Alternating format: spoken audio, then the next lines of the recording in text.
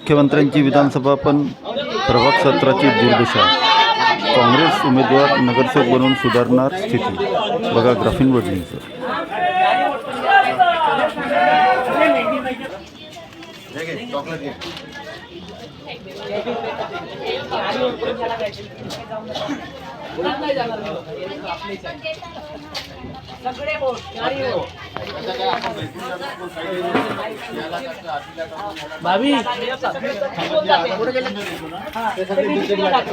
त्यामुळे तुम्ही फक्त काँग्रेसच्या हाताला द्या. सुहास भाऊ, प्रभाग 17 मध्ये निवडणुकीच्या रिंगणात आहात. प्रभाग 17च्या नेमक्या काय काय समस्या आहेत, त्यांना सोडवण्यासाठी तुमचे कशा पद्धतीचे प्रयत्न राहणार आहे, काय सांगाल? समस्या तर खूप साऱ्या आहे. कारण आम्ही ज्या प्रकारे आता या प्रभाग क्षेत्रामध्ये प्रभाग आमच्यासाठी नवीन नाही आहे, जुनाच प्रभाग आहे.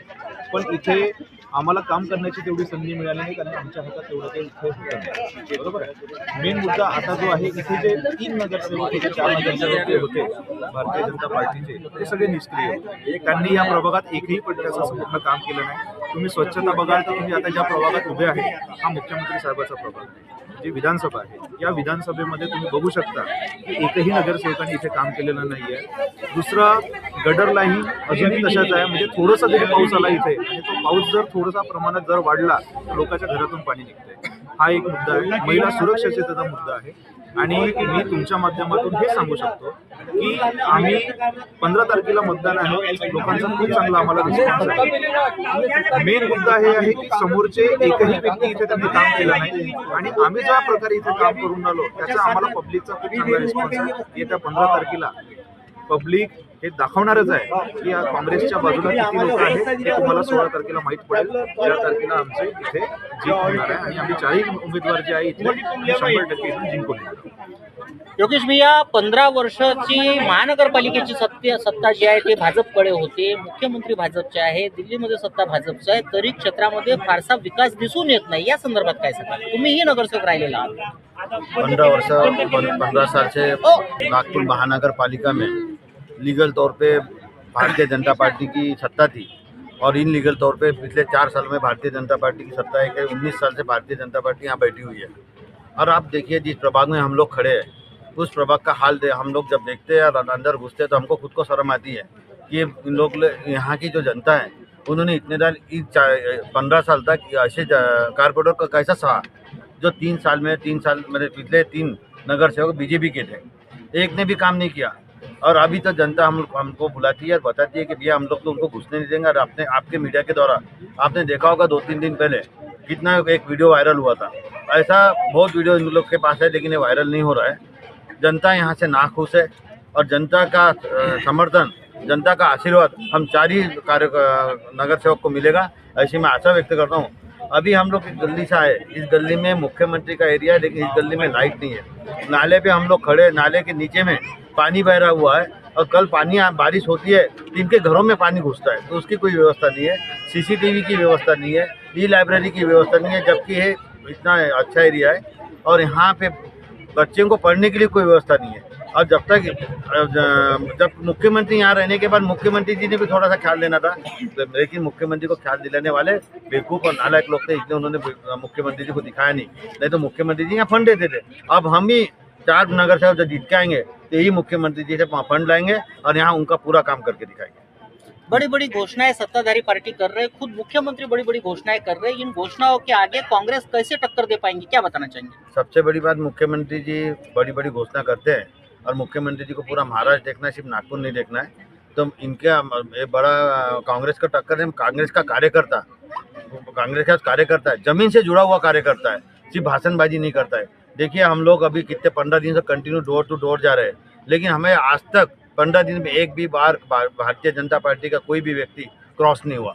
तो बहुत ऊपर से हवे में बात कर रहे हैं. उनके पास पैसा बहुत होने के कारण हवे में बात होती है और हम नीचे से काम करते हैं, जनता के बीच में काम करते हैं और जनता के बीच में काम करते हैं, इसलिए जनता हमें समर्थन देंगे और उनको हम नागपुर महानगर पालिका में भारतीय राष्ट्रीय कांग्रेस का झंडा फिर से आएगा, ऐसे मैं आपसे वादा करता हूँ. सुजाताताई, काय सांगाल तुम्ही? वरिष्ठ नेता तुम्ही काँग्रेसच्या आहात. आम्ही आता गेल्या 6-7 दिवसापासून संपूर्ण प्रभाग 17 मध्ये फिरत आहोत. बघतोय आम्ही आज रामबाग इमानपाड्याची सुरुवात केलेली आहे. असं तर अर्धा प्रभाग तर आमचा फिरून झालेला आहे आणि आम्ही पाहिलेलं आहे.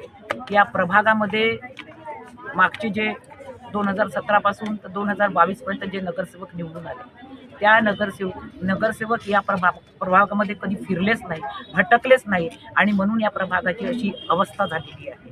या प्रभागामध्ये स्वच्छता नाही, गटर लाईनचा प्रॉब्लेम आहे, दिवे नाही आहेत, लायब्ररी नाही आहे चांगलीशी, गार्डन नाही आहे लहान मुलांसाठी, असे अनेक प्रश्न यांचे आहेत. आताच त्या महिलेने सांगितलं की लाईटचे बिल, एक लाईट लागतोय पण 2,500 रुपये बिल आमच्या घरचं येऊन राहिलेलं आहे. पहिले 3 महिन्याचं नळाचं बिल पाठवत होते, आज 1 महिन्याचं बिल पाठवून राहिलेलं आहे. मालमत्ता घरावर, आता हा स्लम एरिया आहे, मालमत्ता कर घरावर वाढलेला आहे. असे अनेक प्रश्न आहे या प्रभागामध्ये.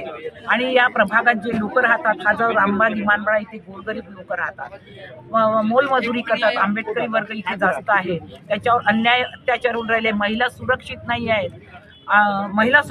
आहेत या प्रभागामध्ये. तर त्या महिलांसाठी आम्ही खूप काही करणार. आता बेरोजगारीचा प्रश्न आहे, रोजगार त्यांना प्राप्त होत नाही. फक्त आपण आमची भारतीय जनता पक्षाच्या लोकांनी फक्त मोठमोठे उडान पूल आणि सिमेंट रस्ते यावरच भर दिलेला आहे. त्यांनी कधी या वस्त्यांमध्ये कधी भटकलेले नाही. आणि हा मुख्य म्हणजे हा मुख्यमंत्र्याचा एरिया आहे, दक्षिण पश्चिम एरिया, आणि मुख्यमंत्र्यालाही माहीत नाही आहे कशी अवस्था या आपल्या एरियाची आहे. आणि या प्रभागामध्ये जे नगरसेवक आहेत, जे इथेच राहतात साईडला, त्या साईडलाच राहतात, काही खूप दूर राहत नाही, ते इथपर्यंत कधी पोहोचलेच नाही. आणि म्हणून जनता त्यांना आता दाखवणार आहे या निवडणुकीमध्ये. मी एवढीच विनंती करते या प्रभागातल्या नागरिकांना की त्यांनी आम्हा 4ही नगरसेवकांना निवडून द्यावं अशी विनंती करते, आणि ते खरंच निवडून देतील एवढी विनंती. चव्हाणजी, काँग्रेस पक्षाने तुमच्या आईला उमेदवारी दिलेली आहे. आज तुम्ही त्या प्रचारामध्ये सक्रिय आहात, तुम्ही युवा आहात. युवकाबद्दल तुम्हाला काय सांगायचं? युवकांबद्दल जसं मी याच्या पहिले पण सांगितलं आहे की रामबाग ही जी वस्ती आहे, हिचा जो 18 वर्षापासून तर 25 वर्षापर्यंतचा जो युवक आहे, त्यांची जी दिशा आहे ती दिशा ते लोक कुठेतरी चुकून राहिले. तर सगळ्यात पहिले तर निवडून आल्यावर आमचं सगळ्यात पहिलं काम हे आहे की प्रत्येक ठिकाणी छोटे छोटे शिबिर लावून त्यांना करिअर गायडन्स कामाला करायचं आहे. कारण की ज्या प्रकारे आम्ही रामबागमध्ये, मी स्वतः जे मागच्या 90 दिवसापासून कॅम्प्स घेतले, तर मला सगळ्यात मोठी समस्या हीच वाटली की 18 वर्षापासून तर 25 वर्षापर्यंतचा जो युवक आज रामबागेचा आहे, त्याला करिअर गायडन्स आणि त्यांनी कोणत्या प्रकारे कुठे करिअर करायला पाहिजे, सगळ्यात जास्ती मला असं वाटतं की रामबागेमध्ये त्याची गरज आहे. त्याच्यानंतर सगळ्यात मोठा मुद्दा जो आहे की कचरा गाडीचा, की इथे आमच्या रामबागेमध्ये छोट्या छोट्या गल्ल्या असल्यामुळे आतमध्ये ही कचरा गाडी जात नाही, बरोबर आहे ना काकू? त्याच्यामुळे लोकांना हातामध्ये बकेट घेऊन मेन रोडपर्यंत कचरा टाकायसाठी यावं लागतं. तर आम्हाला NMCला आम्ही ते पण म्हणणार आहे की स्पेशल रामबागेसाठी जशा छोट्या ज्या वस्त्या आहे, ते तुम्ही छोट्या गाड्यांची सोय करा की तुम्ही, कारण की लोक टॅक्स भरतात, तर टॅक्स ते लोक भरतात, तर तुम्ही त्याला पूर्ण त्याचं मूलभूत हक्क दिलं पाहिजे. तर त्याच प्रकारे इलेक्ट्रिक बिल, जे गढूळ पाण्याची इथे समस्या आहे, पुष्कळ ठिकाणी नळाला गढूळ पाणी येतं, कचरा गाडी आतमध्ये येण्यात मच्छरची समस्या आहे, आणि जो इथं परत असामाजिक तत्वांचा जो इथं भर वाढलेला आहे, तो संपवण्यासाठी आम्ही सगळ्यात पहिले ते काम करणार आहोत.